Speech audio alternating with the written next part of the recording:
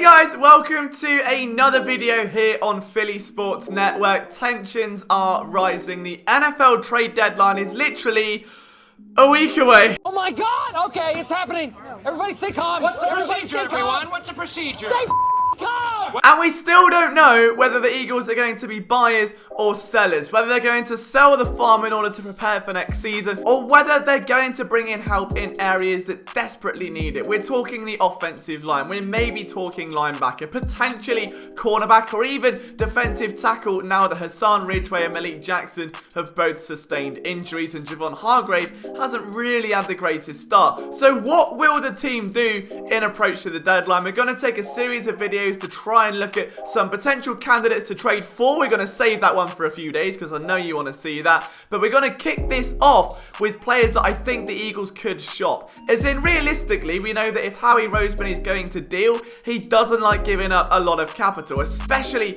when it comes to draft assets. We know that he loves compensatory picks and hauling them and stashing as many as he can. Giving away regular picks just doesn't really sit well with Howie Roseman. So if they're going to get rid of them, they need some players. And I found 5 that I think could well be on the block or mentioned in discussions over the next few days. Before we get into it though, guys, a massive thank you for all of your support. If you enjoy the content, as always, make sure you're subscribing. Drop your comments down below. Who do you want to see the Eagles get rid of by next Tuesday? And don't forget to carry the discussion on over in our Flick Sports group chat. PSN Eagles Nation, nearly 350. The number's getting bigger every video. There's a reason for it. You guys are loving this right now. Lots of competitions. We're giving away some extra goodies as well. Make sure you're joining the fun. We're going to start things off without going Captain Obvious. Disclaimer, a lot of the players I would love the Eagles to trade or would probably mention in this video are either injured. I mean, that's sort of the way the season's gone right now. There was a rumor today that Baltimore and a couple of other teams were interested in Zach Ertz before his injury. We know those contract talks didn't go well. Now he's on IR. That sucks. So now they've lost a potential asset there in Zach Ertz. Whether he'll re-sign with the team, he does have an extra year left on his contract, we don't know. But for now, we're going to focus on the players that can immediately be moved. And the first one I want to look at is Derek Barnett. And I've been a fan of this idea the entire offseason because the Eagles really didn't invest in that defensive end position. And I had an assumption that they would almost probably flip Barnett and reinvest that in the defensive end, like, I don't know, Yator Gross-Matos out of Penn State. Someone, maybe first, second round pick that can come in and almost reset that cycle. Because right now, Brandon Graham is having a hell of a career, on pace for a career year, double-digit sacks. Josh Sweat, 3 sacks to his name, clearly showing immediate signs of development. Year on year, he has got better and better and better. Derek Barnett hasn't for me, and the Eagles doubled down on him this past offseason, picking up his 5th-year option, which means he is now going to be costing them $10 million. Now, yes, he has 3.5 sacks this season, and yes, he's flashed an inside spin move, which is totally new to his game. We saw it a little bit at the end of last year, but is that enough? Have we seen enough from Derek Barnett to justify $10 million? And not only that, when you've got Josh Sweat behind doing well, when you've got Vinny Curry now back to full health, that would negate the loss, and you could give one of the younger guys, I mean, to be fair, if only they didn't let Casey Toohill go for keeping Ultron on there. We're not bitter, alright? We're not bitter. It's going to be tricky because if you lose Barnett, you are losing a productive pass rusher. He has been good this year. Is he good enough for $10 million next year? I don't know. The Eagles need to save around $65 million, I believe, in cap space now. They have to get rid of that contract somehow, and if he doesn't sign a new deal, or I can assume the Eagles wouldn't be over the moon with doing, it may make sense to flip him now, get him to another team who he would sign a new deal with, and then bring in some potential offensive line help or at corner or wherever. I think Barnett holds the most value because he's young. He's 24 years old. He has got a lot of football left. And this is by no means a case of giving up on Derek Barnett. It is just being very aware that this team is in a deep salary cap hole. They've guaranteed him $10 million and he's not quite living up to that. And that's okay. He's still got potential to be a very good player. I just think he's got a better chance of doing it outside of Philadelphia, and the team right now could benefit from the assets that he would bring them. So I would personally be shopping Derek Barnett so long as you can allow someone like Janard Avery to thrive and step up and actually get snaps, whose snaps have gone down every single week in the last month. We'll get to that a bit later, but I would trade Derek Barnett at number 1. Second is Ultron Jeffrey. This comes as no surprise. It's kind of dead obvious, but the problem is no team's gonna want him, like, at all. And that is why there is so much smoke and mirrors right now of, oh, the Eagles are doing this and they're shopping Ultron Jeffrey. Everyone to be hyper aware that Ultron Jeffrey is available. They know he's available. He's just shit. Bad. He's bad. It's that and the fact that obviously he's coming off of a very substantial injury and he still hasn't played a snap of football. Now, if he had played football between weeks 1 and now, and he didn't go on IR, and he was elevated off it, and he went straight down into weeks 1 to 3 and balled out, fair enough.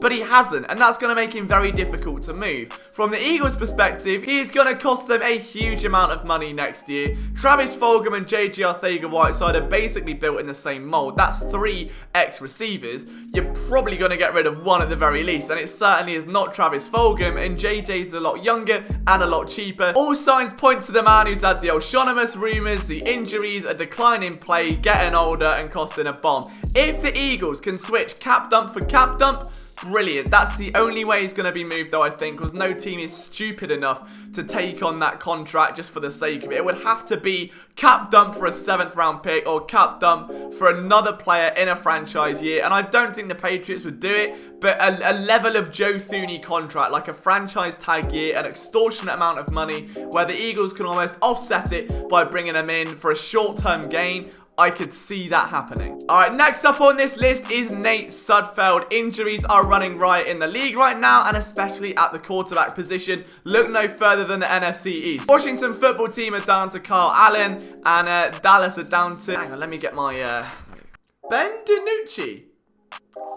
Okay. Some would say they should have kept Clayton Thorson, but we're not going there this video. And I don't see... I mean, I know that our writer Chris suggested the Eagles send them Jalen Hurts, and giving them a borderline franchise quarterback is a death wish. Like, that's suicide. Like, there is no way the Eagles would trade Jalen Hurts to the Cowboys. It's a ridiculous move. But would they trade Nate Sudfeld, who has been around that Eagles locker room for 4 years, has seen some regular season action, a lot of preseason reps, learned behind Carson Wentz, learned from Nick Foles, and has been a figure in that locker room learning under Press Taylor?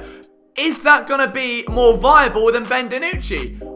I would say so. Probably, like, off the top of my head, without watching the All-22 of both players, I'd safely assume that someone who's been in the league a lot longer would be the more viable candidate. Now, is Nate Sudfeld going to go in and start right away? Probably not, but it'd be a viable backup. Won't cost the Cowboys or Washington that much. He's already played for Washington, bear in mind, and the Eagles might be able to just, pull something back, whether it's a late-round draft pick, whether it's going to be a player, I don't know. But again, a QB-needy team, it could be worth looking into. Next up on this list, if the Eagles don't move Ultron Jeffrey, but a team is pushing for a wide receiver, you've got to figure they look at JJ Arcega-Whiteside, because Travis Fulgham is literally what JJ Arcega-Whiteside was supposed to be. They are built identically in terms of frame, in terms of athletic traits, in terms of the way they should play the game. Fulgham just does it a lot better and was a 5th round pick. The Eagles have literally got the perfect comparison for Arcega-Whiteside for a fraction of the price of a 2nd round pick that's underperforming. Now, the thing with JJ is that he was a 2nd round pick.